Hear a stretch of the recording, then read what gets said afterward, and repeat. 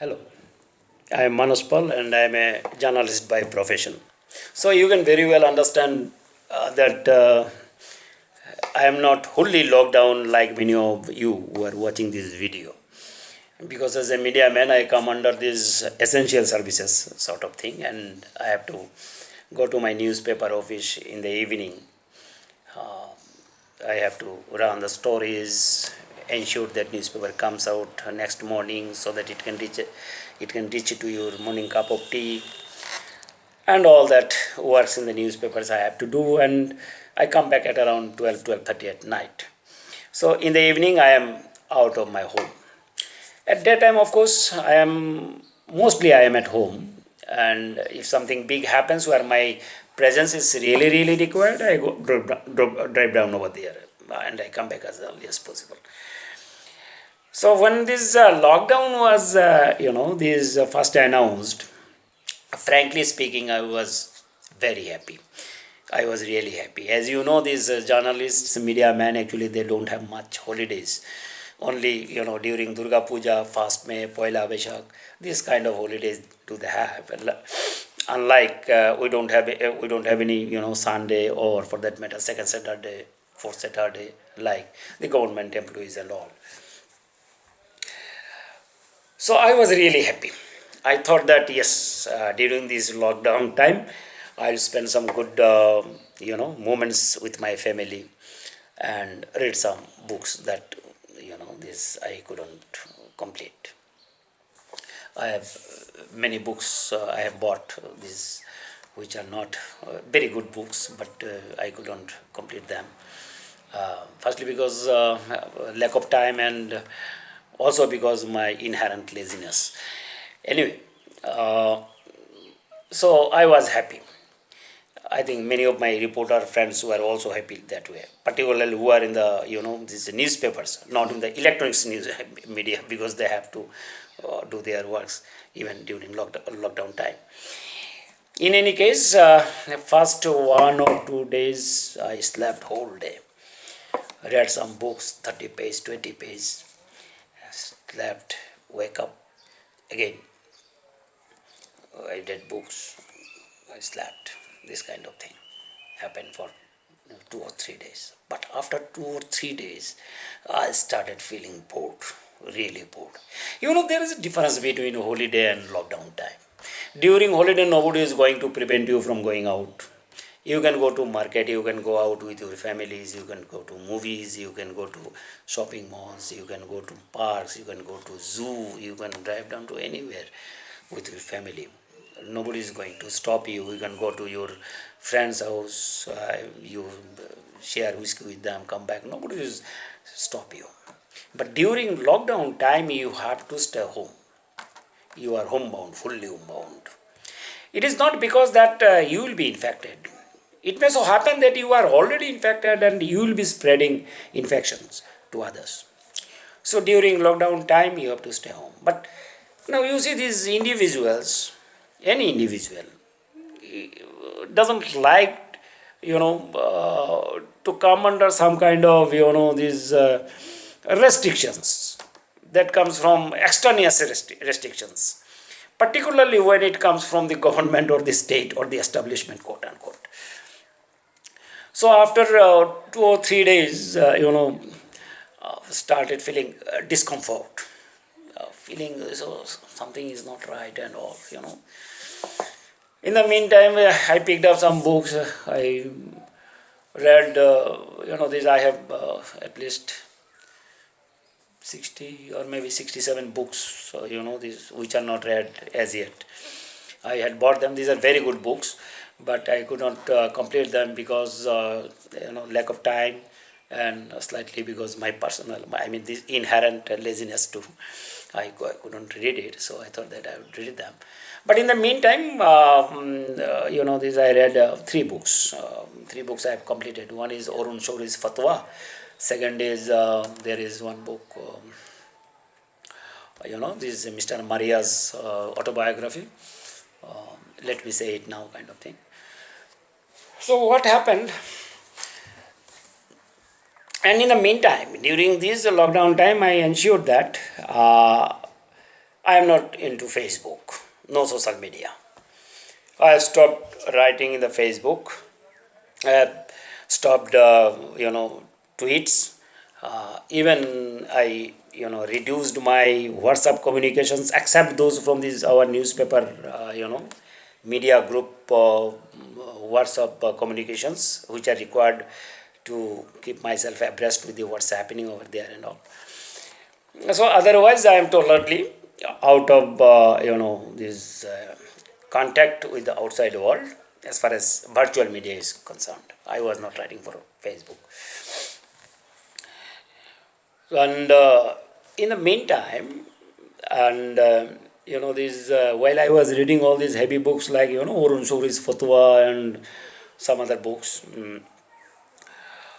It was feeling kind of, I was feeling kind of, this something is heavy on me. So what I did, I picked up my cartoon, comics, old comics, all these Tintin, Asterix, Batul the Great, Mandrax and all. And at the time, I also took my daughter, she is in, she will be in class 7 now. And she is what I felt, she doesn't like much Asterix. This there is a reason. There is a reason behind it. The Asterix is very colorful, and but it is a little bit difficult to understand the inherent pun in the Asterix. Is a little bit complicated than for kids than Mandrax or Tintin or Batul the Great, because you have to understand the Gauls, you have to understand these Romans, how they fought each other, kind of thing, how they, you know, the Gauls fought the Romans in the daytime and killed the boar in the night. These kind of stories, and these are very colorful characters, but the dialogues are very interesting, but not very easy to understand for small kids, I believe. The fun elements are slightly very twisted and difficult for kids, I would say. So what happened? I had to explain these Tintin stories, some areas that was their Tintin travel kind of thing, and to her, and she will go for this internet, Google search out what is what kind of thing. So I spent some time, some 2 or 3 days with all these comics also. At least 2 weeks I spent that way. But suddenly something happened. There's maybe psychological pressure, maybe kind of, feeling a little bit bored maybe. I posted one, small write-up in Facebook. What was its title? Fear in a Handful of Dust. That was taken from T.S. Eliot's Wasteland. Here in this, small piece, I tried to, depict these agonies and pathos and boredom of the people during lockdown time. And I also brought in some elements from, Metamorphosis, Kafka's Metamorphosis. All this, this being Gregor Samsa and climbing up on the walls, this thing, and nobody is opening door for him. This kind of agony and pathos and all this kind of, boredom when in a small room, locked up in a small room, this kind of thing I actually wrote. So having read that, a friend of mine, and is a very close friend of mine, Dilip Rai, he told me, why you are writing all this serious stuff? This is a very difficult time and tiring time. People are already depressed. This is a very depressing time, You are actually adding to their agonies. You are adding to their pains. You are writing all this. Why don't you write something in a lighter mood? So I thought, okay, let me try it. He's right in a sense, I believe. So I started writing 2 or 3 pieces. I've already written about, my past, experience, as a kid. And In the meantime, also, I thought that actually there were pressures from my friends again, from Subrata Sarkar, Dilip Ray, Sardar Jagdeep Singh, to complete one work I have kept waiting for the last 10 years. I started in 2010, I couldn't complete it. Maybe in 2013 or 14, I wrote 2 or 3 chapters. Then again, I sat on that. You know, this they call it writer's block. It lingered on and on. I didn't touch it. Now this, I said, okay. They said, do something meaningful. My friends, many other friends, they said, do something meaningful. And why you are, since you are locked down, at home. So I tried to find out this piece of my work, but that was not in my computer and laptop. That was in the external disk. So I have to read and reread it again and again, because I have forgotten myself what I have written in 2010. The names I have forgotten, the stories I had incorporated I have forgotten. So while I was reading and rereading all these these write-ups of my own, I got tired again. So what I do, I pick up one more book, go to bed, read 3, 4, 10 pages, fall asleep again. So that way things are going. But okay, it's fine as long as books are there, your daughter is there, and your doggy is also there.